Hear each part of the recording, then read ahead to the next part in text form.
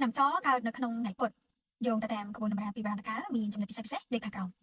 លក្ខណៈបុគ្គលឆ្នាំចដែលកើតនៅក្នុងថ្ងៃពុធគឺជាមនុស្សដែលមានទំនួលខុសត្រូវខ្ពស់មានភាពស្មោះត្រង់ស្រឡាញ់យុត្តិធម៌និងស្អប់ការបោកប្រាស់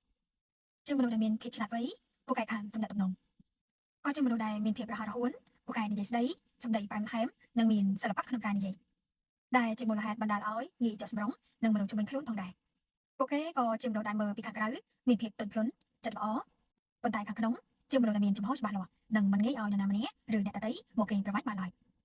ពួកគេតែងតែត្រូវឆ្លងកាត់ការលំបាកឧបសគ្គខ្លះៗពេលវ័យក្មេងដែលតម្រូវឲ្យមានការខិតខំប្រឹងប្រែងតស៊ូអត់ធ្មត់ដោយសារតែមានចិត្តទូលាយនិងឆាប់ជឿជាក់លើគេ